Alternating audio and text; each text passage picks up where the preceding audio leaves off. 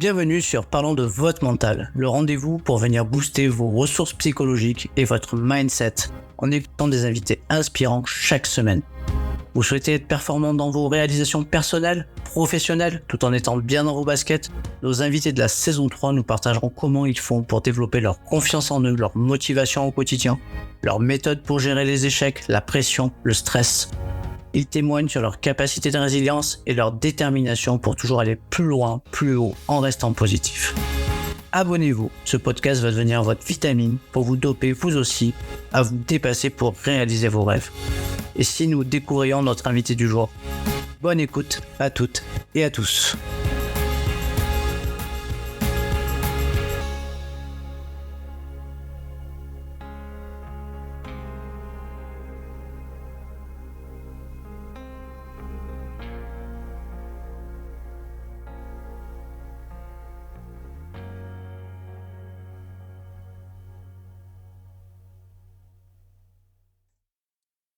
Bienvenue à toutes et à tous pour un nouvel épisode de Parlons de votre mental. J'ai la chance de pouvoir accueillir aujourd'hui sur cet nouvel épisode Maude Baudier. Bonjour Maude. Bonjour.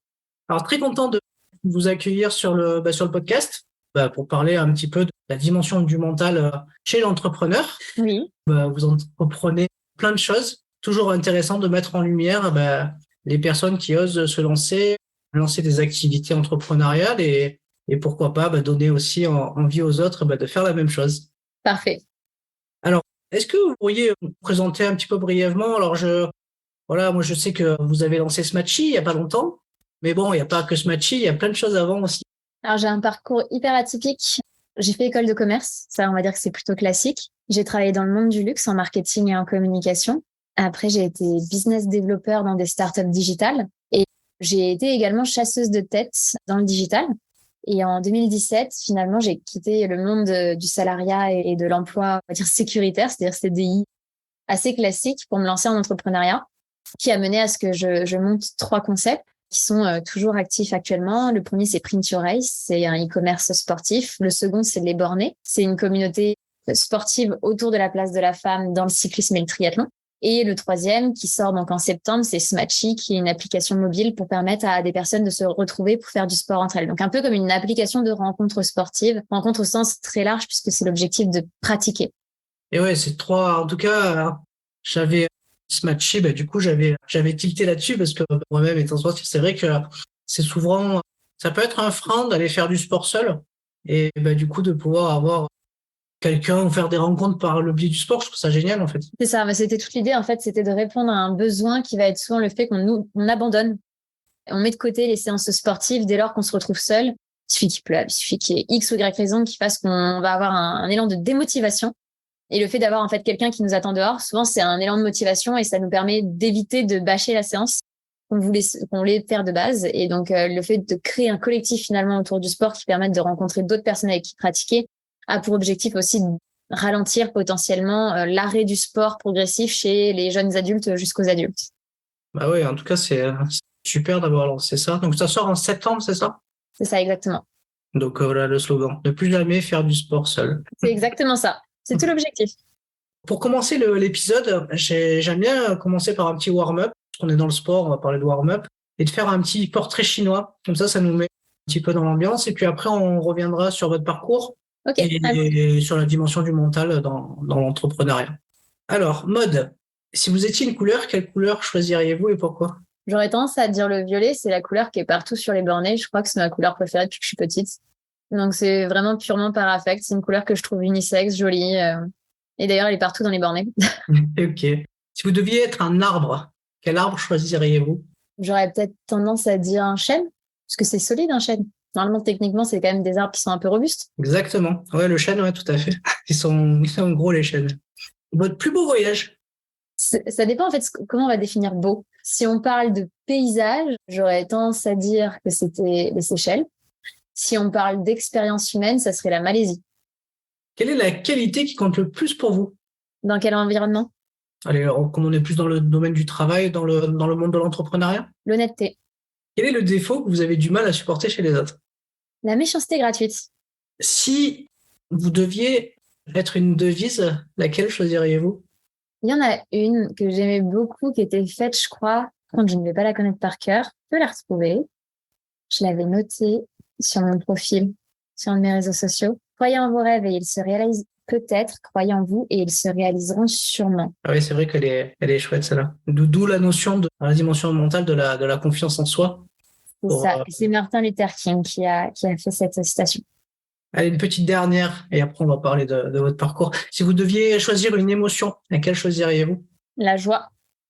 Et pourquoi spécifiquement la joie? Parce qu'il y en a plein, il y a plein d'émotions. Bah, c'est quand même sympa la joie, non? Ah bah oui, je dis pas le contraire. Je pense que c'est tout ce qu'on cherche tous à être joyeux finalement quand on fait des choses. Enfin, je sais pas, pour moi c'est un peu le saint graal de l'être humain, ouais. Ouais, le moteur. Ça, là, du coup, si on rejoint un peu le domaine du sport, la joie, ça me fait penser un peu à l'athlète qui réussit sa performance, qui arrive au bout, un peu la consécration de sa course. Carrément. Ok. D'ailleurs, ça me fait penser à une triathlète là, que j'ai interviewée, du coup, qui est chez les Bornés et qui vient de gagner une course. Ah, j'ai oublié son prénom. Dans les Alpes. Qui a fait l'Alpe d'Huez. Ah là, ça va me revenir. C'est une triathlète. Hein. Elles sont deux sœurs. J'ai interviewé les deux sœurs et j'ai oublié leur prénom. C'est ouf. Ah, Audrey Merle et Célia Merle. Voilà, c'est ça. Audrey. Voilà. Petit coucou. Toutes les deux, je les avais interviewées et du coup, elles sont chez les Bornés aussi, non? Il me semble. Ouais, tout à fait. Elles sont sponsorisées les Bornés depuis 3 ans, si je dis pas de bêtises. J'étais content parce que du coup, je sais qu'elle avait été blessée en difficulté et là, du coup, elle a gagné une belle course. Ouais, non, c'est une athlète qui a un parcours de vie qui est hyper intéressant. Merci beaucoup. On va enchaîner par votre parcours. Alors, de quoi il est fait votre parcours? Comment ça s'est traduit pour arriver jusqu'au modèle de l'entrepreneuriat en passant par le salariat? Des opportunités, je dirais. Je pense pas que ce soit quelque chose que j'aurais pu écrire techniquement. C'est-à-dire que j'aurais pas envisagé le parcours que j'ai pu avoir. Ça a plutôt été des rencontres à certains moments qui m'ont donné l'accès à certaines opportunités et plutôt que de rester à regarder l'opportunité en disant ah peut-être pas, j'ai toujours eu un peu une mentalité de foncer et de tenter. Et au pire, ça me plaît pas, il y a toujours moyen de rebondir. Donc je dirais plutôt que c'est un enchaînement d'opportunités. Et c'est vrai que souvent c'est ça en fait, hein, une opportunité. Puis souvent elle se représente pas deux fois l'opportunité. Il faut se mobiliser. C'est rare, ouais. Ouais, il faut savoir la saisir au vol parce que des fois c'est autrement ça matche plus après. Votre parcours, école de commerce, c'est ça? Oui, École de commerce et après différents postes jusqu'à l'entrepreneuriat. Justement, par rapport à l'entrepreneuriat, c'est jamais simple de se lancer dans l'entrepreneuriat et la vidéo un petit peu que j'ai relayée et que je trouve hyper intéressante, c'est notamment par le fait d'être une femme, d'oser entreprendre et toute la difficulté, on va dire, dans ce modèle-là et vis-à-vis des business angels, qui sont des hommes qui viennent questionner un petit peu, ils vont engager de l'argent dans un modèle économique et du coup, le fait d'être une femme, pour eux, ça peut poser certains problèmes, certaines difficultés. Dans ce que vous disiez, et ça, je trouve ça intéressant de le relayer parce que ma place, je trouve ça c'est un peu faux parce que finalement, on se rend compte qu'aujourd'hui, il y a beaucoup d'entrepreneurs femmes qui osent, qui réalisent des très très belles choses. J'en ai interviewé quand même beaucoup sur le podcast et elles arrivent à mener de front vie de famille, vie professionnelle, leurs engagements. Alors c'est sûr que c'est un agenda bien rempli, mais en tout cas, il y a des très très belles réussites qui montrent que les business angels masculins se trompent là. Et ça va même encore plus loin, c'est-à-dire que malheureusement déjà, c'est quelque chose qui est très facilement nié. Je sais pas si j'ai eu beaucoup de chance finalement sur mon poste qu'il y avait plus eu de l'approbation que de la désapprobation, mais je l'ai eu sur un post Instagram parce que j'ai relayé la même vidéo sur Instagram et c'est même une femme qui s'est permise de dire c'est faux ce que tu dis alors qu'elle n'est même pas dans l'investissement, elle n'a jamais levé de fonds. Et moi, ça me rend folle parce que je vois des gens en fait qui sont même pas parfois dans le milieu qui vont aller nier en disant non mais ça n'existe plus la misogynie. Malheureusement, si. C'est un peu comme dire que le racisme n'existe plus ou quelque chose qui malheureusement est un état de fait avec lequel les populations qui sont souvent les populations un peu plus minoritaires dans certains domaines continuent de se battre avec. Et en l'occurrence, dans le monde de l'entrepreneuriat, les femmes sont encore minoritaires au même titre qu'elles sont encore minoritaires dans les comités de direction. Enfin, c'est quelque chose qui est quand même suffisamment relayé, médiatisé pour qu'on, d'autant plus étayé par des chiffres, des études et des analyses, pour qu'on ne puisse ne pas le remettre en question et qu'on puisse juste le voir comme un état de fait. Et maintenant, la question, c'est comment est-ce qu'on fait pour l'améliorer? C'est pas est-ce que c'est vrai ou est-ce que c'est faux, c'est de se dire est-ce qu'on peut l'améliorer. Malheureusement, à date, l'environnement de l'investissement est composé, et je vais tirer le trait à fond, mais c'est une réalité, d'hommes de plus de 50 ans, blancs, cisgenres. Et ils se retrouvent avec cette nouvelle génération qui débarque, qui est une génération qui casse les codes, qui a l'habitude déjà de casser les codes depuis plusieurs décennies, puisqu'on n'a pas forcément eu la même éducation, l'accès au même degré d'information, les mêmes outils mis en place. On n'a peut-être pas eu aussi finalement le même discours autour de nous, parce que la génération qui arrive, on entend beaucoup parler du fait de « tu peux le faire », avec cet énorme, moi j'ai toujours le « you can do it » d'Obama, mais c'est une réalité en fait avec laquelle la génération a été confrontée et qui fait qu'on se retrouve avec littéralement un conflit en fait générationnel, où on a face à nous des gens qui considèrent que la femme n'a pas sa place dans l'investissement, qu'elle est moins solide. Lui confier de l'argent, c'est prendre un risque encore plus important que de le confier à un homme, qui de toute façon, s'ils investissent chez les femmes, vont demander, moi, ce que j'appelle ceinture bretelle, c'est-à-dire des garanties, un chiffre d'affaires, de la stabilité financière, et c'est pas ce qu'ils demanderaient à des hommes. Il y a malheureusement encore autour de moi beaucoup de femmes, et moi y compris, qui galèrent à lever des fonds. On a vraiment cette difficulté à convaincre, alors que on a quand même dans ces boîtes-là, c'est souvent des pitcheuses quand même qui sont à la tête de ces projets, c'est des anciennes commerciales, etc. Donc si elles arrivaient techniquement à être excellentes commerciales, elles devraient l'être également pour leurs produits. Et de l'autre côté, on a des mecs qui parfois sont des ingénieurs qui savent pas aligner 4 mots correctement et faire correctement de la pub de leur projet, mais c'est des mecs qui présentent un PDF et ils vont réussir à lever 2, 3 fois plus que nous on pourrait lever. Et c'est extrêmement frustrant quand tu te retrouves de ce côté de la barrière, parce qu'en fait, tu vois juste ça se passer sous tes yeux. Et à part dire, c'est franchement pas juste, en fait, tu peux pas faire grand chose parce que c'est l'argent de ces personnes. Elles ont le droit d'en faire ce qu'elles veulent. C'est leur propriété. Mais en même temps, tu sais que ce que tu proposes est 2 à 3 fois plus solide que ce que propose le gars à côté de toi, qui va lever 2 à 3 fois plus que toi. Et donc, il y a cette frustration énorme qui se développe chez les femmes et qui, malheureusement, à date, n'est pas encore résolue et adressée, parce que même si des réseaux de business angel féminins existent, beaucoup ont des thèses d'investissement encore dites masculines. Et donc, finalement, elles vont investir sur la même chose que leurs homologues masculins investiraient. Ce qui, certes, vient diversifier le panel d'investisseurs. On a des investisseurs femmes qui sont présentes, mais vient pas forcément diversifier la façon d'investir. Et ça, c'est le vrai sujet, moi, auquel je me suis retrouvée confrontée, c'est que je me suis retrouvée confrontée avec des fonds d'investissement, même féminins, qui me demandaient d'avoir en chiffre d'affaires le montant que je levais. C'est-à-dire, tu demandes 500 000 euros, il faut que tu fasses 500 000 euros de chiffre d'affaires. Ça n'a pas de sens. Enfin, si je faisais 500 000 euros, je ne lèverais pas 500 000. Enfin, c'est assez étrange quand même comme mécanisme. Et qu'on ne demande pas aux hommes. On ne demande pas les mêmes garanties. Après, ce genre de combat, on le voit aussi dans le sport. Hein, automatiquement, je sais pas pourquoi, je pense au magazine Les Sportives qui met en valeur les sportives féminines.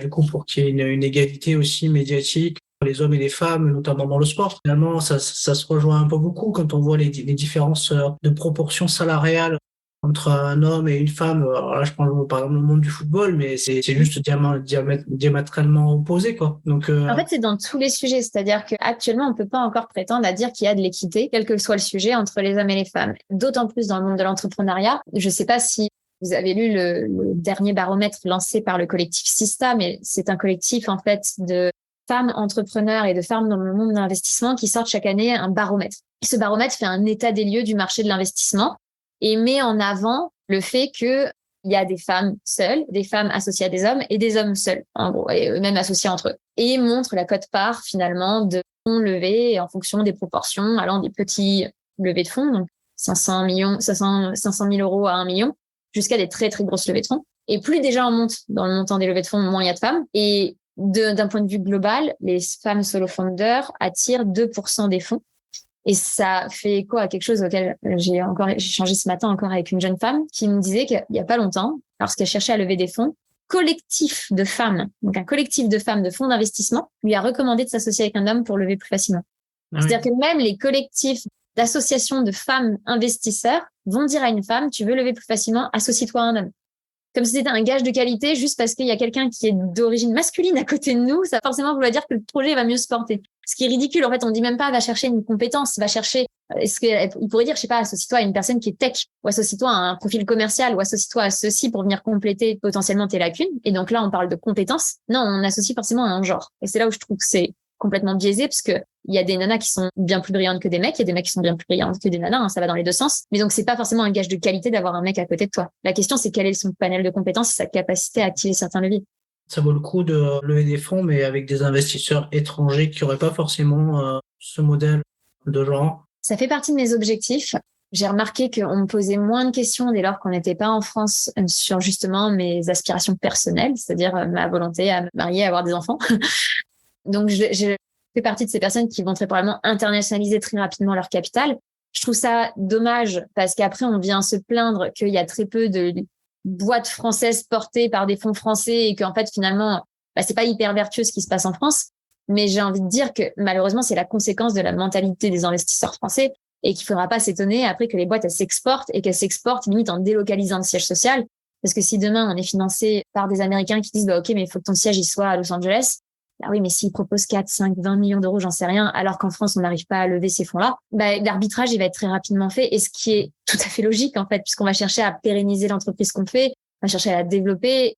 Finalement, l'ego de vouloir rester sur le territoire national n'a pas de sens si ça veut dire pouvoir créer de l'emploi, si ça veut dire pouvoir créer finalement une économie vertueuse. Ouais, finalement, ça prend tout son sens, hein. C'est une vraie question. Bon, on espère qu'avec le temps, on ira vers quelque chose de plus égalitaire et de plus juste, on va dire ça. Ça va arriver avec peut-être une nouvelle salve d'investisseurs. Moi, je le vois dans mes investisseurs, ils sont plus jeunes finalement que les investisseurs classiques. On est sur des trentenaires qui ont peut-être pas les moyens et les capacités financières d'un cinquantenaire qui va pouvoir fonder à 50 000, 100 000, 150 000 euros. Eux, ils vont mettre des tout petits tickets. Mais ces personnes-là, elles vont être déjà sensibilisées dès maintenant, en fait, au fait qu'elles peuvent investir sur des femmes. Et quand ces personnes vont arriver à la cinquantaine, auront peut-être un capital un petit peu plus important à investir, auront beaucoup moins de réticence à investir dans des projets détenus par les femmes.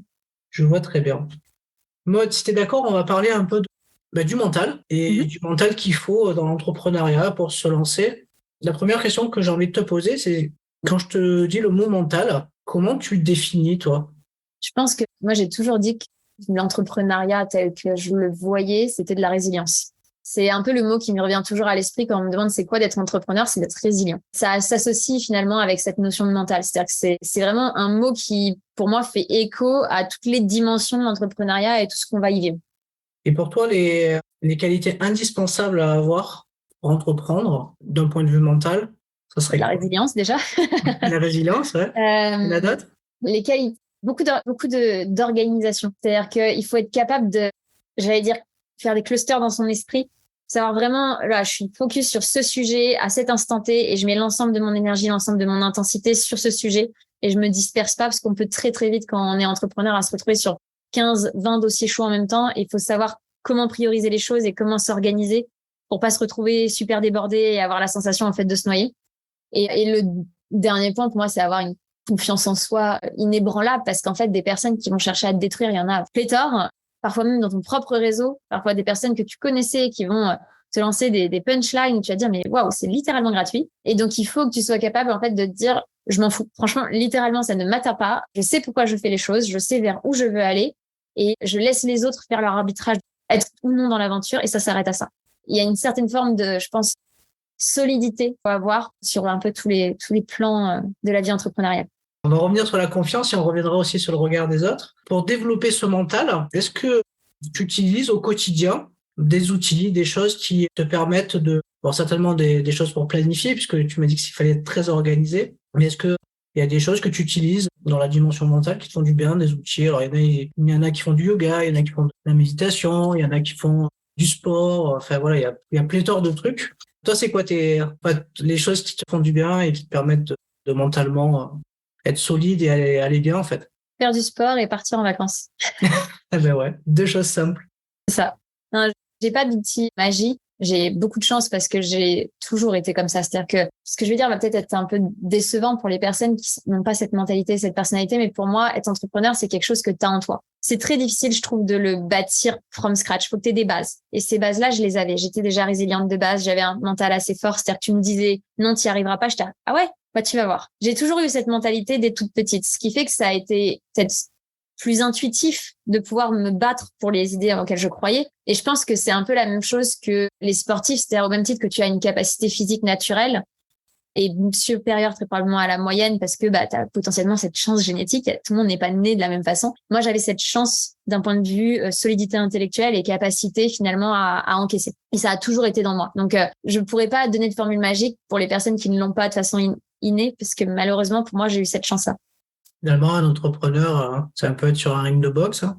Ouais, mais c'est ça, si tu prends des coups en permanence. Moi, j'appelle ça les montagnes russes plutôt que le ring de boxe. C'est-à-dire que tu te réveilles le matin, ça se trouve, tu vas être déjà dans le down. T'as juste pas du tout envie. Franchement, honnêtement, tu préférais rester au lit, mais tu vas te lever. Parce que tu sais ce qui t'attend, tu sais les emmerdes que tu dois gérer. Puis après, tout d'un coup, t'as une super bonne nouvelle et t'es en mode pump it up, t'es à la limite d'appeler tous tes potes en disant « Ah, il s'est passé ça, c'est génial !» Puis 1 heure plus tard, t'as, je sais pas, un contrôle URSAF ou j'en sais rien, ou des trucs vraiment chiants que t'as pas envie de gérer. Ou ton comptable qui t'appelle parce qu'il faut que tu lui envoies 55 documents de justificatifs et tu vois la liste et t'as juste envie de te pendre. Et ces trucs-là, en fait, faut être capable de gérer avec ces moments d'euphorie et ces moments, finalement, où t'as tout envie de plaquer. Et je connais pas un seul entrepreneur qui n'a pas eu à un moment envie de tout plaquer. Et c'est limite, ça fait partie du processus parce que ça fait partie du pourquoi je fais ça. Il faut que tu te retrouves tes propres raisons de motivation pour pouvoir te relancer, en fait, dedans. Et c'est impossible d'être toujours pumped up et toujours tout va trop bien et toujours tout est génial. Il y a plein de moments où parfois, je connais dans tout mon entourage des entrepreneurs qui se sont posés la question de « Ah, ce serait tellement plus simple si j'étais retourné salarié. » Et après, ils se disent « Ok, mais je me souviens de pourquoi je voulais pas être salarié. » Et pour moi, c'est un cycle. Tu vas forcément passer par ces phases-là. Tu évoquais l'indispensable confiance en soi qu'il faut posséder pour être entrepreneur. Si on revient sur ton cas personnel, comment tu l'as développé ta confiance? Je dirais que ça doit être mes parents. Parce que je l'ai toujours eu, pareil. Ça a toujours été un peu en moi. Donc, je pense que ça doit être le fait d'avoir eu des parents qui m'ont montré l'exemple. J'ai eu beaucoup de chance d'avoir une maman qui était qui bossait beaucoup, donc qui était déjà très investie, qui était très investie dans le monde professionnel et qui, pendant une période, gagnait d'ailleurs plus que mon père, qui lui-même avait déjà un job exceptionnel. Donc, j'ai vu ce côté femme de pouvoir, femme entrepreneur, en quelque sorte, parce qu'elle était salariée, mais elle faisait de l'intrapreneuriat, qu'on appelait de l'intrapreneuriat, et ambitieuse surtout. Et je pense que ça te donne un rôle modèle. Et après, c'est le discours qu'ils ont eu très probablement avec ma sœur et moi-même, qui était de dire, vous pouvez faire ce que vous voulez dans la vie, c'est vous qui décidez, en fait. Laissez pas quelqu'un décider si vous êtes capable ou pas capable. En nous rendant très autonomes, en n'ayant pas besoin de dépendre d'un homme, enfin, toutes ces choses qui ont fait qu'on a été éduqués d'une façon à, je pense, nous donner ces ailes qu'on a pu déployer dès lors qu'on s'en sentait capable.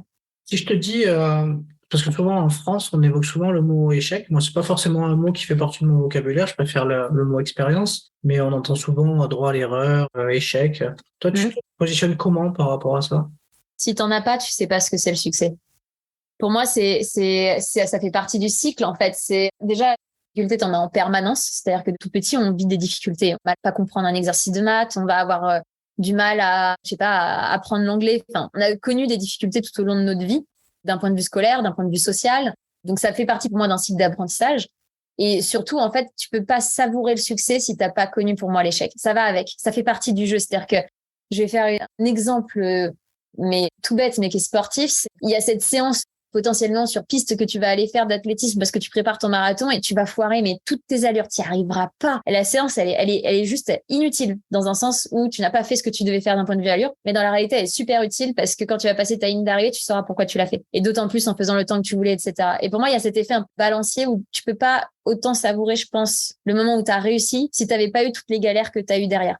J'ai d'autant plus d'appréciation, moi, de tout ce que j'arrive à mettre en place, tous les petits succès, que je sais à quel point derrière, ça a été des nuits d'angoisse, un travail extrêmement compliqué parfois, et où je pense que je le savoure d'autant plus. On revient sur le regard des autres. Tu disais que, du coup, dans l'entrepreneuriat, voilà, on a vite fait d'avoir des haters? Ouais, des haters, je veux dire des détracteurs ou des gens qui... Alors déjà, est-ce que tu t'es affranchi de ça tout de suite?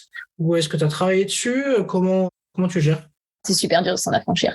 Je pense que malgré tout, malgré la maturité que tu peux obtenir au fil des années, c'est hyper dur de s'en affranchir parce qu'il y a toujours une personne à qui tu tiens qui, si elle te dit quelque chose qui va te blesser, ça va forcément t'affecter. Tu peux pas être à 100% détaché émotionnellement de tout ce qui se passe autour de toi, sinon je pense que tu es à la limite d'être un psychopathe.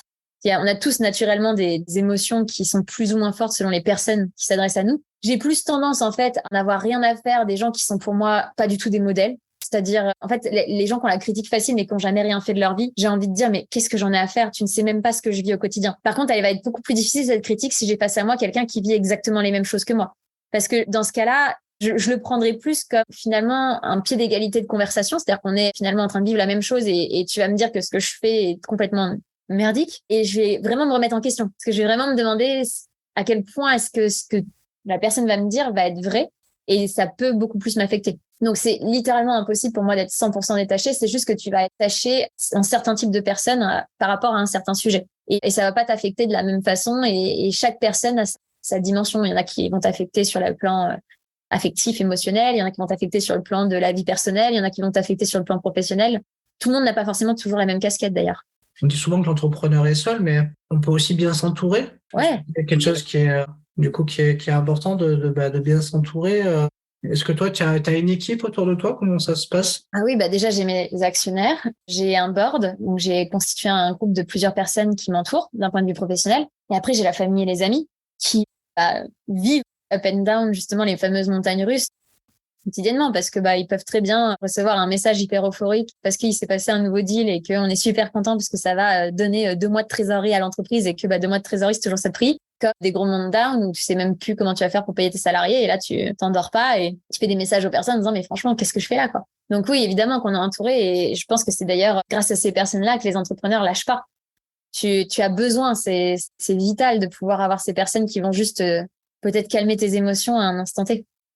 Alors, du coup, quand on est entrepreneur et qu'on a ce up and down, comment on fait pour, malgré tout, rester motivé, avoir quand même une ligne directrice positive? Moi, je me mets des objectifs perso. Ça peut être des objectifs en chiffres, ça peut être des objectifs en tâches réalisées, ça peut être la date de lancement de l'application, ça peut être le fait d'avoir rencontré telle personne parce qu'elle peut m'ouvrir telle porte. J'ai des sortes de petits objectifs au fur et à mesure, comme une échelle. Et tu grimpes marche par marche l'échelle. Ok, step by step. C'est ça. Et comme vous disiez si justement tout à l'heure, c'est petit succès par petit succès, quoi. Ouais, parce que le problème souvent des gens qui se lancent dans l'entrepreneuriat, c'est qu'ils veulent tout de suite le gros succès.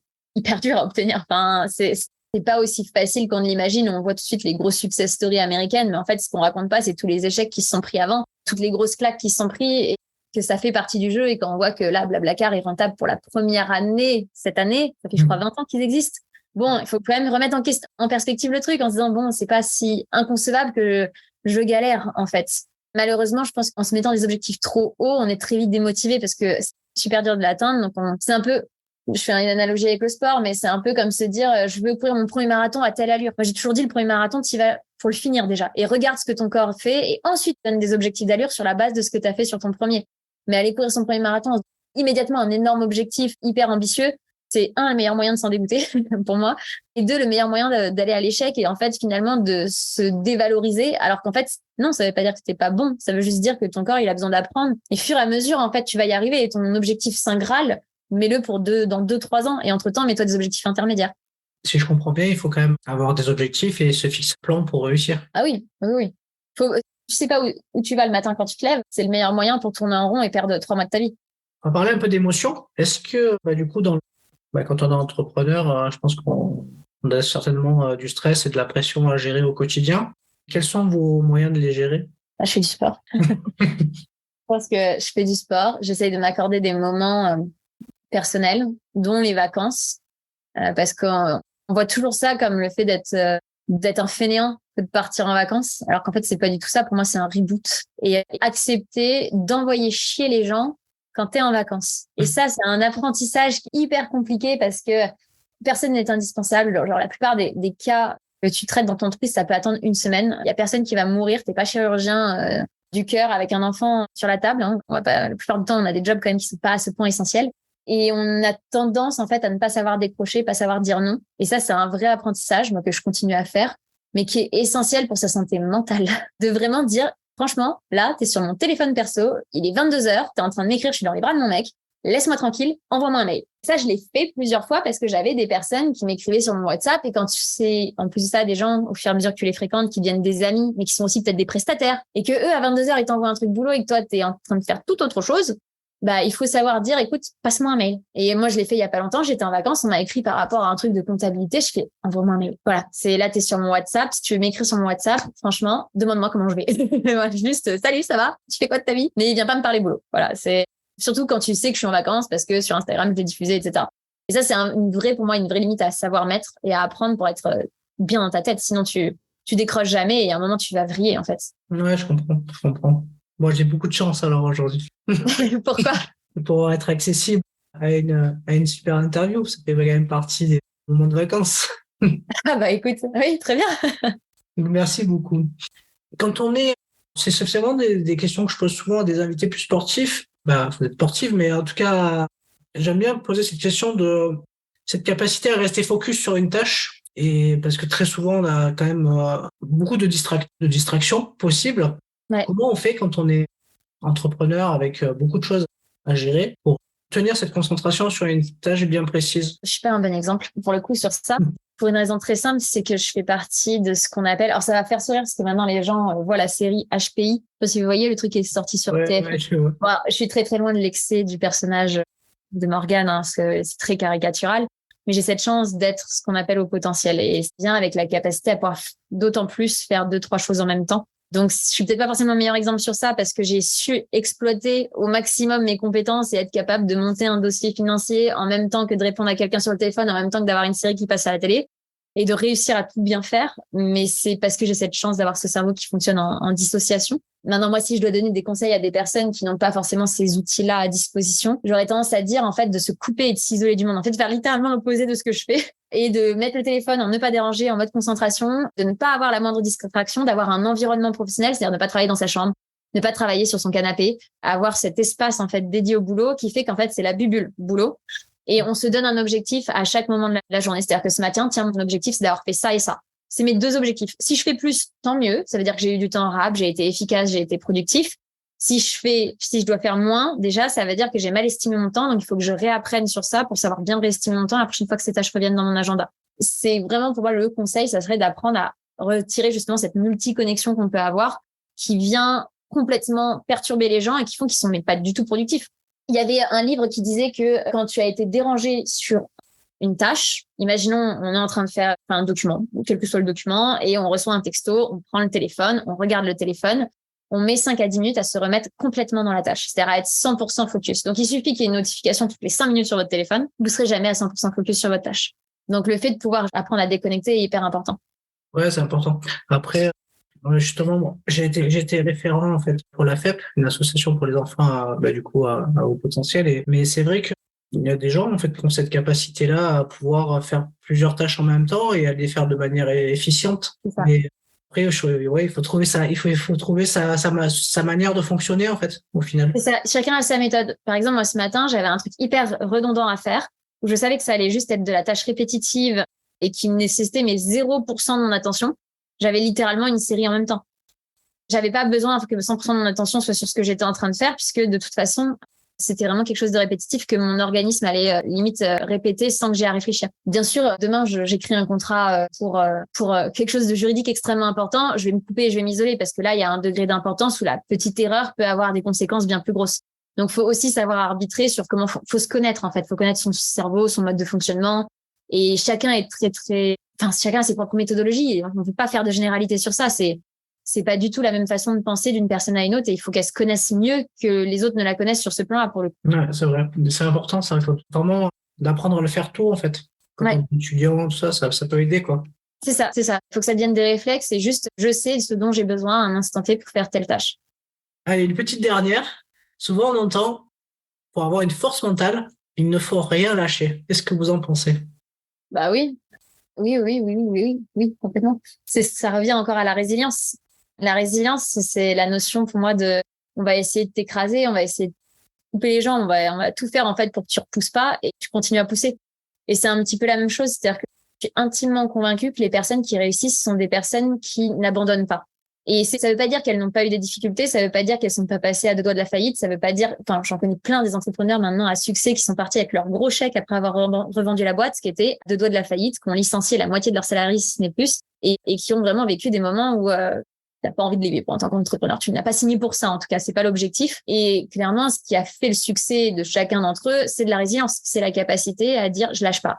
On va retrouver des solutions, on va réadapter le business model, on va le refaire, le refaire, jusqu'à ce qu'on trouve la solution qui fonctionne. Et pour moi, c'est ça la résilience. Et d'ailleurs, j'ai prévu dans pas longtemps de publier un contenu justement sur ça, parce que moi-même, je suis passée plusieurs fois au bord de la faillite dans des circonstances comme le Covid, par exemple. C'est des choix et des arbitrages que tu fais de dire non, je lâche pas, je vais jusqu'au bout.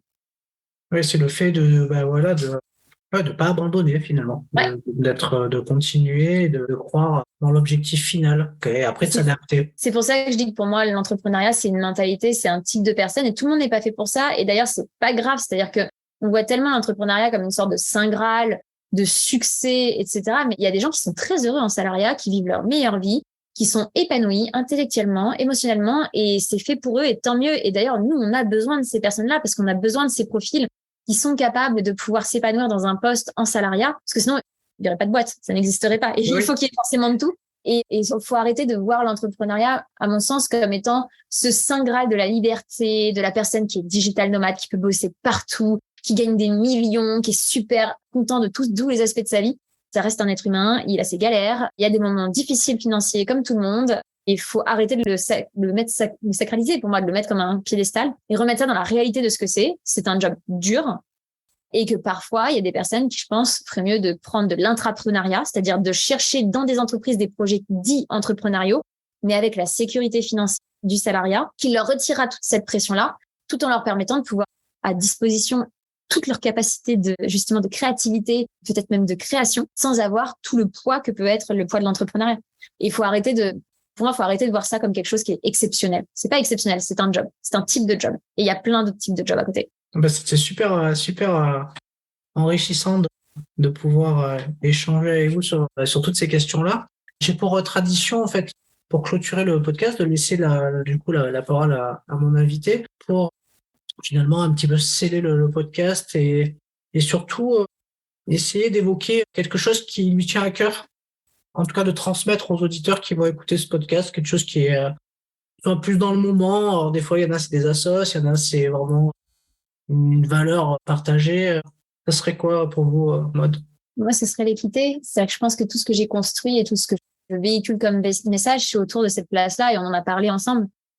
Mais je tends à voir plus d'équité et je pense que c'est un rôle et c'est une responsabilité commune de tous, femmes comme hommes, et que si on bouge un petit peu les fesses tous, chacun dans notre coin, à faire changer les mentalités, à nous-mêmes mettre notre pierre à l'édifice parce que faut que chacun dans le collectif agisse, on verra des évolutions qui sont extrêmement rapides. Donc, j'aurais tendance à dire que si vous êtes un homme ou une femme et que vous avez autour de vous une personne qui est potentiellement en galère de levée de fonds parce que c'est une femme justement et qu'elle y arrive pas, ou qui a des difficultés X ou Y, essayez peut-être potentiellement d'aider sur ces sujets d'équité, sur ces sujets d'égalité et d'accès aux choses.